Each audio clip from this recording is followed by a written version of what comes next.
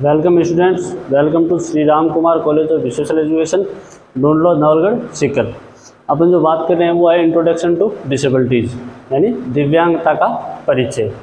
अब अपने जो बात चल रही है वो चल रही है श्रवणबाधिता पर, यानी श्रवणबाधिता की क्या पहचान होती है, उसकी क्या इंट्रोडक्शन होती है। ठीक है, उस पर हमने कुछ टॉपिकों पर बात कर ली थी।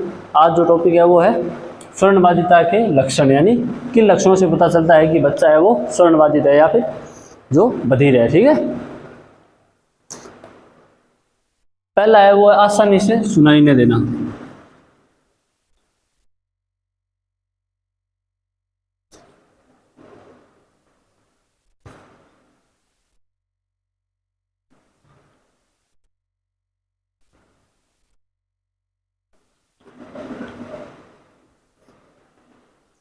आसानी से सुनने में कठिनाई, यानी जो आसानी से सुनने हैं वो उसमें उसकी कठिनाई होती है, सुनाई अच्छे तरीके से नहीं देता है। ठीक है, दूसरा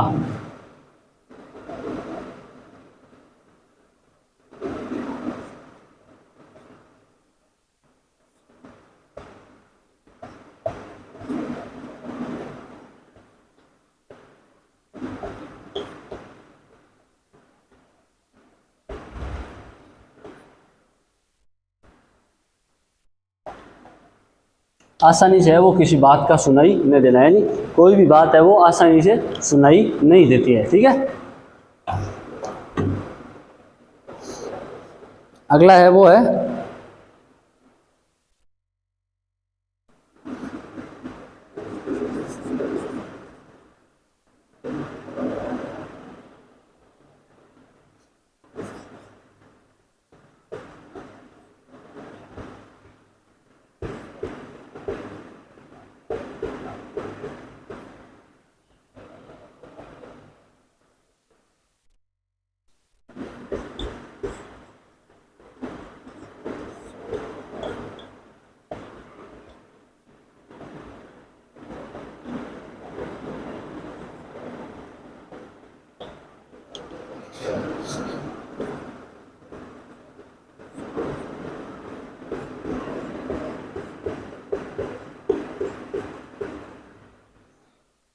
वे स्पष्ट रूप से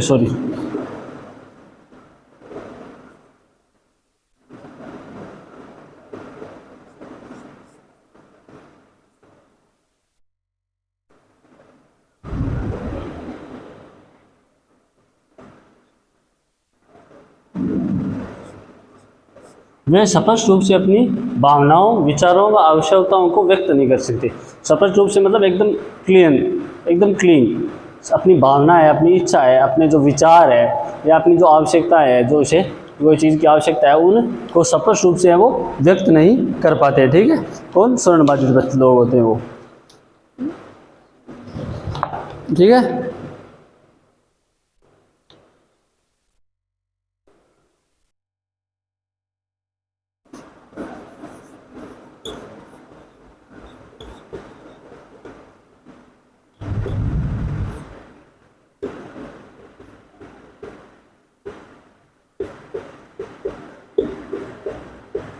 वे नए कौशल नहीं सीख पाते हैं, यानी जो कौशल होते हैं, जो नए कौशल होते हैं, नए जो कार्य होते हैं, उनको नहीं सीख पाते हैं। ठीक है,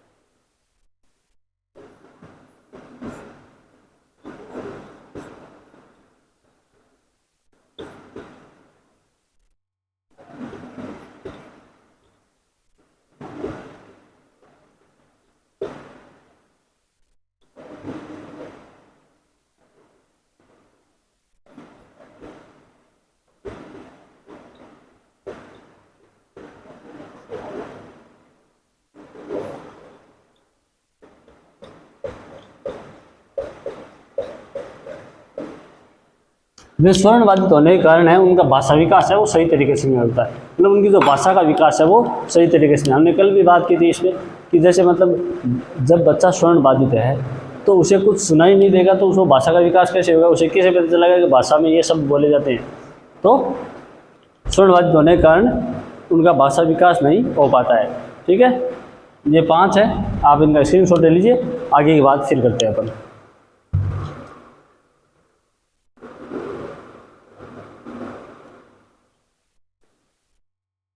ठीक है, स्क्रीनशॉट ले लिया होगा।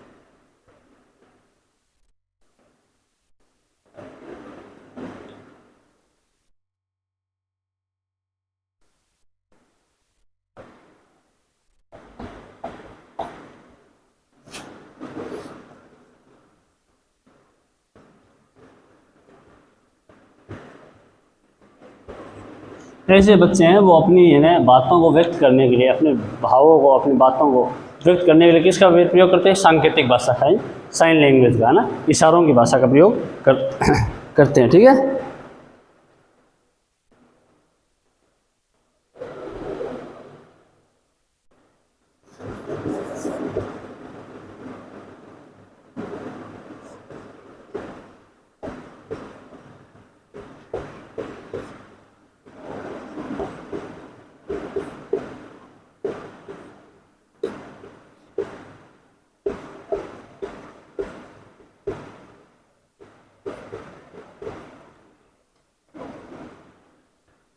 ये बच्चे होते हैं सरलता से उच्च शिक्षा नहीं ग्रहण कर पाते हैं। यानी उच्च शिक्षा है जो आगे की शिक्षा है, जैसे 10+2 है या फिर ग्रेजुएशन है, फिर या वो अन्य डिग्री है, उन जो डिग्री हैं, जो बड़ी डिग्री है, उनको करने में वो आसानी नहीं होती, उन्हें जो है कठिनाई का सामना करना पड़ता है। क्यों? क्योंकि उन्हें किसी का उनका जो समायोजन है, उनका जो बोलने का नहीं बोल पाते हैं, न सुन पाते हैं, न समझ पाते हैं सही तरीके से कि अगला क्या बताने की कोशिश कर रहा है। इस वजह से वो पूरी तरीके से जो उच्च शिक्षा है उसे ग्रहण करने में उन्हें कठिनाई का सामना करना पड़ता है।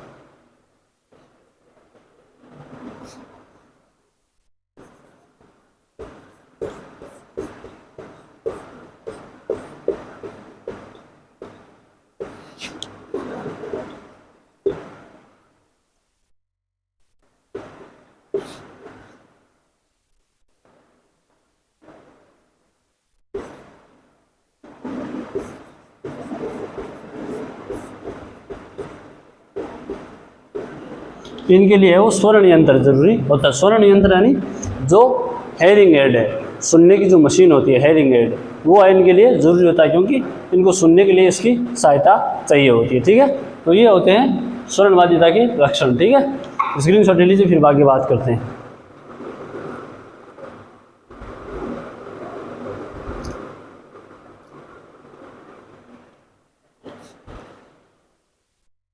अब अपन आगे बात करते हैं।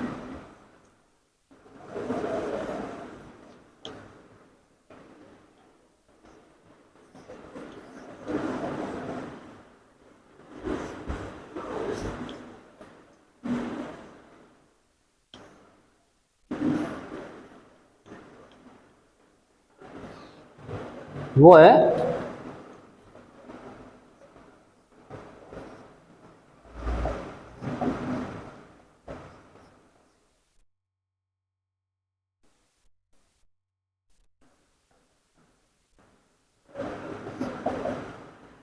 स्वर्ण क्षति के कारण, यानी स्वर्ण क्षति है वो किन कारणों से होती है, किन वजहों से है वो बच्चा है वो स्वर्णबाधित हो जाता है। ठीक है,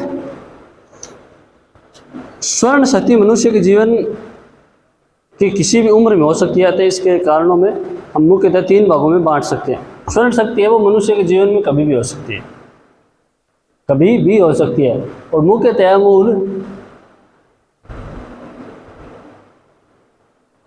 उन 3 भागों में बांट सकते हैं। स्वर्ण क्षति के कारण है वो स्वर्ण क्षति है वो कभी भी हो सकती है, उम्र के किसी भी पड़ाव में हो सकती है, परंतु अपन है वो उनको 3 भागों में बांटते हैं। पहला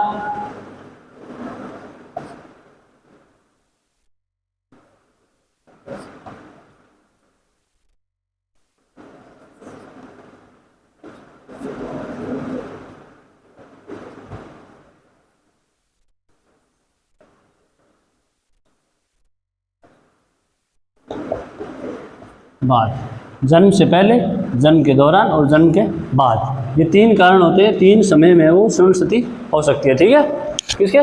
जन्म से पहले, जन्म के दौरान और जन्म के बाद। ठीक है, अब अपन बात करते हैं जन्म से पहले की। किससे भाई? जन्म से पहले कौन कौन से कारण होते हैं? ठीक है, गर्भावस्था के दौरान माता को जर्मल मिजल्स जैसे संक्रमण और मेनिंजाइटिस, एंकेफेलाइटिस, गर्भावस्था के दौरान चिकित्सक के परामर्श के बिना डंक लेना, ये है वो कारण हो सकते हैं। यानी जैसे अनेक प्रकार की संक्रमण होते हैं, बीमारियां, संक्रमित बीमारियां मतलब जो एक दूसरे के अंदर फैलती है, जैसे एक से दूसरे में फैल जाती है। जैसे मुझे, मेरे एक संपर्क में कोई आया तो उसे भी होगी। ठीक है, तो ये जो संक्रमित बीमारियां हैं उनकी वजह से हो सकती है, या फिर एक्सरे करवाने से, मतलब जैसे बच्चा गर्भ में है और माता है उसका एक्सरे करवाती है बच्चे गर्भ में होने के दौरान, तब हो सकती है।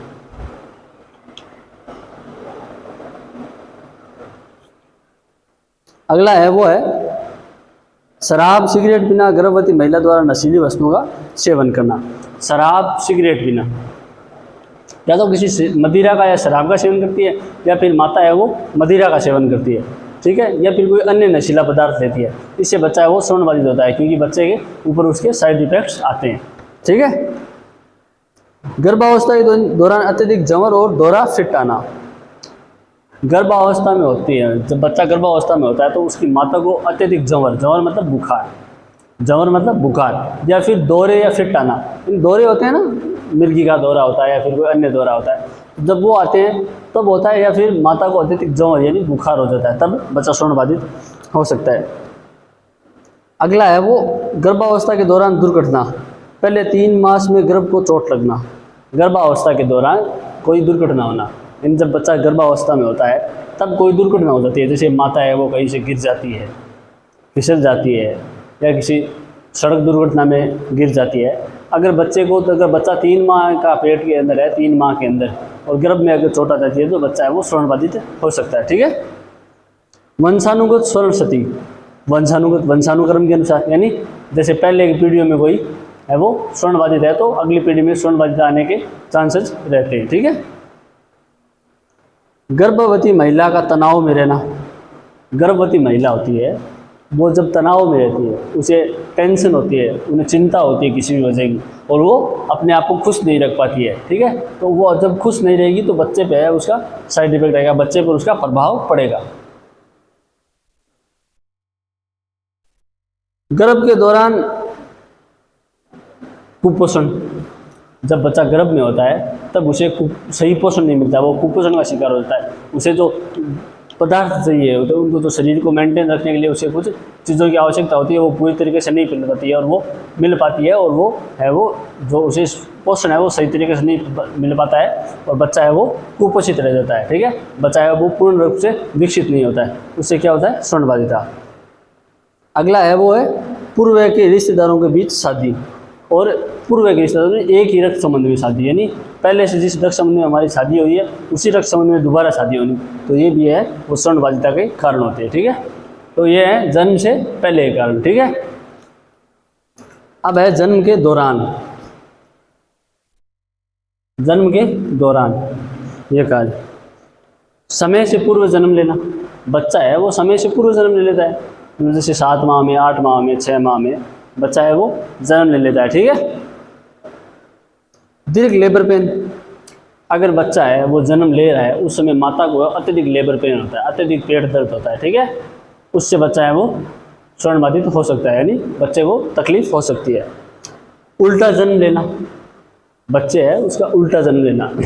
जन्म लेने का तरीका होता है, तो जैसे बच्चा जन्म लेता है तो माता की योनि से पहले है उसका सर बाहर आता है, फिर पैर आते हैं, परंतु बच्चा उल्टा जन्म ले लेता है, जैसे पहले माता की योनि से है वो पैर बाहर आते हैं, फिर बच्चे का सिर। तो इससे जब बच्चा उल्टा जन्म लेता है तब वह उसको समस्याओं का सामना करना पड़ता है।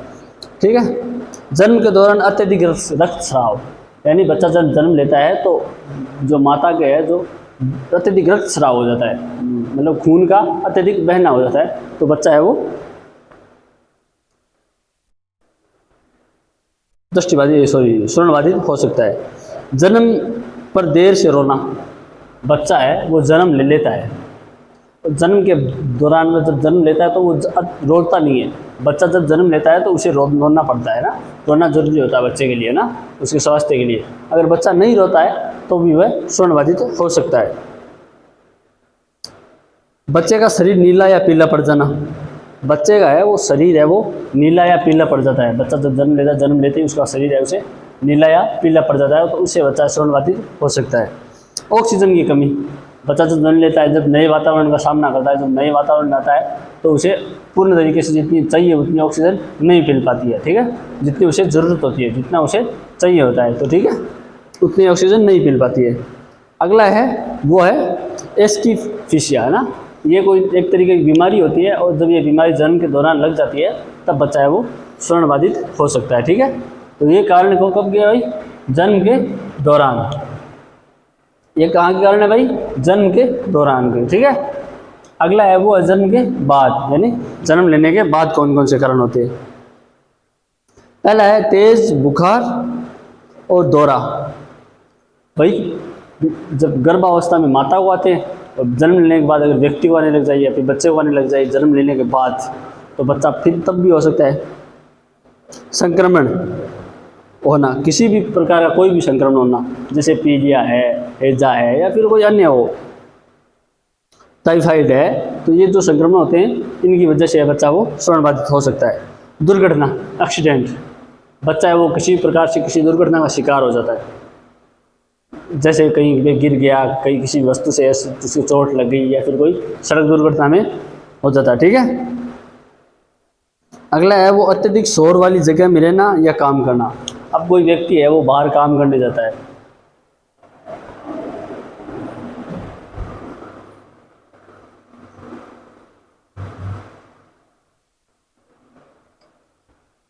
अब कोई व्यक्ति है वो कहीं बाहर काम करने जाता है, और काम करते वक्त वो जब वो जहाँ रहता है, जिस जगह में काम करता है, वहाँ पर अत्यधिक शोरगुल हो, अत्यधिक आवाज़ें आती हो, जैसे किसी प्रकार की मशीनें चल रही हो या फिर कोई अन्य तेज़ आवाज़ की जो चीज़ें हैं वो हो, तो यह व्यक्ति वो स्वर्णबाधित हो सकता है। बड़ी उम्र के कारण। अब जैसे बड़ी उम्र के कारण मतलब जैसे जैसे हम हैं जो व्यक्ति है वो उम्र के अगले पड़ाव में चला जाता है, अत्यधिक उम्र ले लेता है, तो उसे सुनाई देना बंद हो जाता है। जैसे हमें बूढ़े बड़ों को नहीं देखा है, जैसे हमारे परिवार में बूढ़े लोग होते हैं वो उन्हें कम सुनाई देने लग जाता है, जैसे जैसे वो उम्र में बढ़ते चले जाते हैं उन्हें कम सुनाई देने लग जाता है। कैंसर, किसी को कैंसर की बीमारी हो गई तो हो सकता है वो स्वर्णबाधित हो सकता है। मध्य कान में अस्थियाँ, अन्य अस्थियों का जुड़ाव, कान के अंदर जो अन्य कोई अस्थियाँ हैं, कोई हड्डियाँ हैं, वो आकर जुड़ जाती है बिना काम के, तो है वो कान में अवरुद्ध हो जाता है और उससे स्वर्णबाधिता हो जाती है। अनजान कारण, यानी कोई अन्य कारण हो जिसका हमें पता ही नहीं हो, अपने आप जैसे नॉर्मल है, अचानक है वो स्वर्णबाधित हो गया, ठीक है। ये है वो होते हैं जन्म के बाद ये कारण, ठीक है। ये कारण है 3, इनके आप स्क्रीनशॉट ले लीजिए, बाद में आगे बात करते हैं।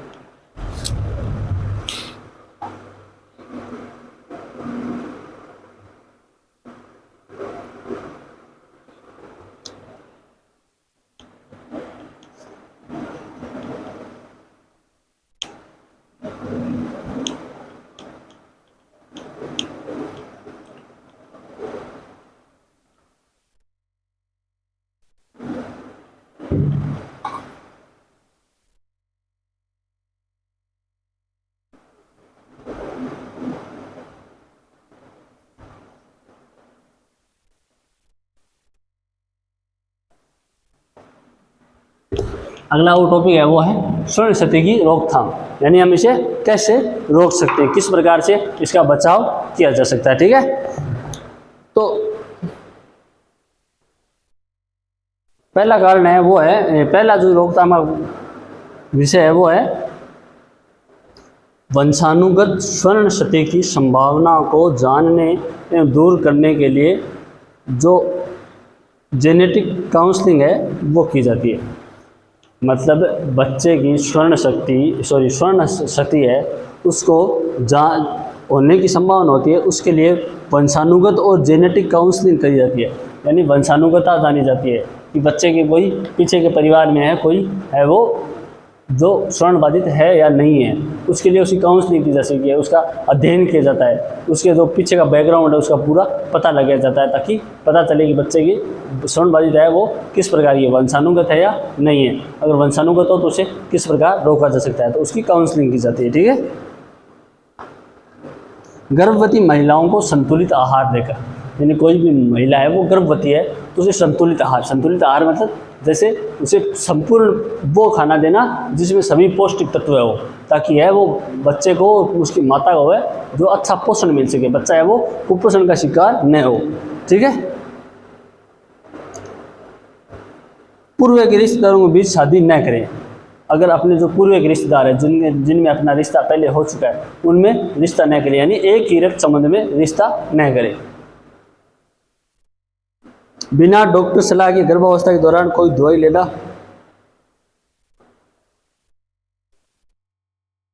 मैंने बिना डॉक्टर की सलाह के बिना डॉक्टर की सलाह के गर्भावस्था के दौरान न तो कोई दवाई लेना है और न हमें कोई एक्सरे करवाना है।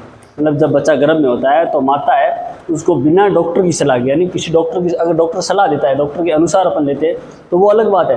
अगर बिना किसी डॉक्टर की सलाह के हम कोई भी दवाई लेते हैं या फिर माता है वो कोई एक्सरे करवाती है तो इससे बच्चे को होता है, तो उसे हमें नहीं करवाना चाहिए। ठीक है। गर्भावस्था के दौरान भारी वजन नहीं उठाना चाहिए। गर्भावस्था होती है, माता जब गर्भवती होती है, बच्चा जब उसके पेट में होता है तो उसे किसी भी प्रकार की कोई भी वजन नहीं उठाना चाहिए।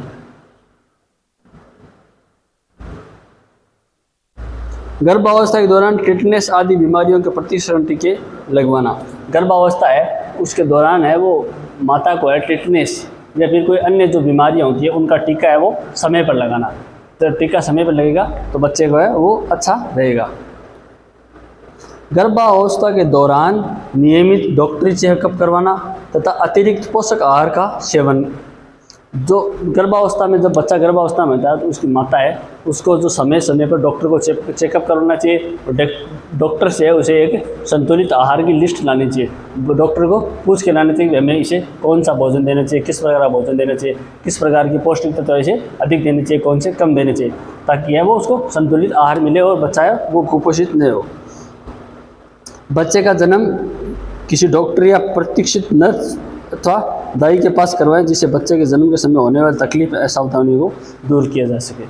मतलब जब बच्चे का जन्म होता है तो उसे या तो है वो किसी अच्छे डॉक्टर से या कोई प्रशिक्षित नर्स होती है उससे या फिर दाई से करवाएं, ताकि बच्चे के जन्म के समय जो असावधानियाँ होती है वो न हो। भाई अगर कोई अनजान व्यक्ति है वो, अगर उसे कभी किसी ने उसे कोई बच्चे को जन्म दिलवाया नहीं है, उसके पास अपन लेके जाएंगे तो वो अच्छे से जन्म थोड़ी दिलवा पाएगा, नहीं, उसे असावधानी होगी, उसे जो बच्चा है उसे कोई भी प्रकार की तकलीफ हो सकती है। तो जब बच्चा जन्म लेता है तो उसे या तो किसी डॉक्टर के पास ले जाए या फिर किसी नर्स के पास, जो अच्छी नर्स होती है उसके पास, या फिर दाई के पास ही जन्म करवाए बच्चे का। नवजात शिशु को माता का दूध ही यथासंभव दिया जाए। मतलब जब तक संभव हो, जहाँ तक संभव हो उसे सिर्फ माता का दूध ही देना चाहिए। अब कहीं किसी प्रकार से कोई हमें वो अवेलेबल नहीं हो पाता है, माता है उसको या तो दूध नहीं आता है या फिर माता की मृत्यु हो जाती है या फिर कोई अन्य वजह होती है, वो एक अलग बात है। परंतु जब तक संभव हो सके, जब तक जहाँ तक हो सके बच्चे को है वो माता का दूध ही पिलाए, अन्य किसी जैसे गाय का या फिर भैंस का, बकरी का, किसी का भी दूध नहीं पिलाएं। ठीक है। शिशु को निर्धारित प्रतिरक्षण टीके समय से लगवाएं। जो शिशु को है वो निर्धारित प्रतिरक्षण टीके, यानी हमें लगते हैं ना टीके, तो ये बच्चे का, जैसे बच्चा 1 महीने का होता है तब टीका लगता है, 2 महीने का होता है तब टीका लगता है, फिर 3 महीने का होता है, फिर 5 महीने का होता है। समय समय पर है वो बच्चे को टीके लगाए जाते हैं। तो वो जो टीके लगाए जाते हैं वो समय पर लगवाने चाहिए, ताकि बच्चा है वो श्रवण बाधित या फिर कोई अन्य विकलांगता से ग्रसित न हो। माताएं बच्चे को लेटकर दूध न पिलाएं। माताएं हैं वो बच्चे को लेट कर दूध नहीं पिलानी चाहिए। बच्चे को है माता बैठ कर उसे गोदी में लेके फिर दूध पिलाए। ये नहीं कि बच्चा सो रहा है माता उसके साथ सो गई फिर उसको दूध पिला रही, नहीं, माता है वो बच्चे को गोदी में लेके खुद बैठकर दूध पिलाए। सर्दी जुकाम जैसे संक्रमण का इलाज तुरंत करवाए, अन्यथा कान बहने की शिकायत हो सकती है। अब जैसे मैं वो बच्चे को सर्दी जुकाम हो जाती है तो उसे जल्दी से जल्दी चेकअप कराएं, डॉक्टर के पास ले जाए, उसका इलाज करवाए। अगर समय पर इलाज नहीं करेगा तो बच्चे को कान बहने की समस्या है, जो कान है वो बहने लग जाता है, उससे जो रस्सी वगैरह निकलने लग जाती है। ठीक है। हवाई सफ़र करते समय खासकर उठते और नीचे आते समय चॉकलेट या च्युइंगम ज़रूर चबाएं। जब हम हवाई सफ़र कर रहे हैं, आसमान में सफ़र कर रहे हैं, तब जब जैसे फ्लाइट है वो टेक ऑफ करती है और अगर लैंड करती है तो दोनों समय वो या तो चॉकलेट खाएं या फिर च्युइंगम का प्रयोग करें। ठीक है, ताकि कानों पर प्रेशर न आए। शोरगुल से बचें। शोरगुल, जो आसपास का जो बहुत ज़्यादा आवाज़ है उससे बचें। आसपास की जो बहुत आवाज़ करने वाली वस्तुएं हैं उनसे दूरी बनाकर रखें।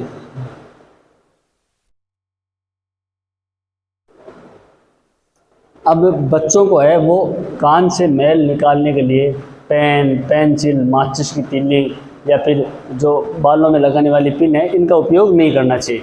जो कान सफाई करने का यंत्र है या फिर जो कान सफाई करने के लिए जो चीज़ें आती हैं उन्हीं का प्रयोग करें। ऐसे नहीं कि कुछ भी लिया कान में डाल लिया उसे, नहीं। वो जो प्रतिष्ठित चीज़ें होती हैं जो बाज़ारों में उपलब्ध होती है उसी का प्रयोग करें, न कि किसी पेन, पेंसिल या माचिस की तीली का है वो उपयोग करें। बच्चे को गाल और कानों पे थप्पड़ नहीं मारना चाहिए। जब बच्चा छोटा होता है, किसी प्रकार की शैतानी करता है या फिर किसी प्रकार की कोई अन्य कार्रवाई करता है, तो बच्चे को कभी भी न तो गाल पे थप्पड़ मारना चाहिए और न ही कान पे, है ना, क्योंकि उससे बच्चे को चोट आने की संभावनाएं रहती है। जिस बच्चे का कान बहता है उसे कान में कोई भी तरल पदार्थ नहीं डालना चाहिए। अब बच्चा है कोई भी, अगर उसे किसी भी वजह से उसका कान बहने लगे है तो उसमें कोई तरल पदार्थ नहीं डालें।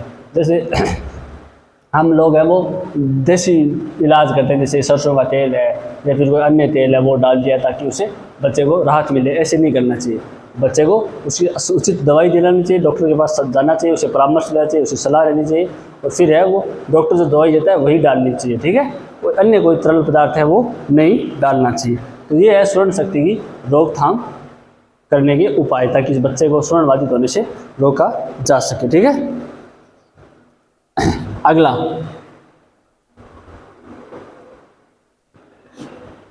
जो टॉपिक है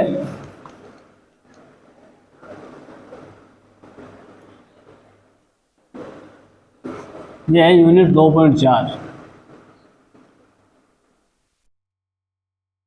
यूनिट 2.4। ठीक है।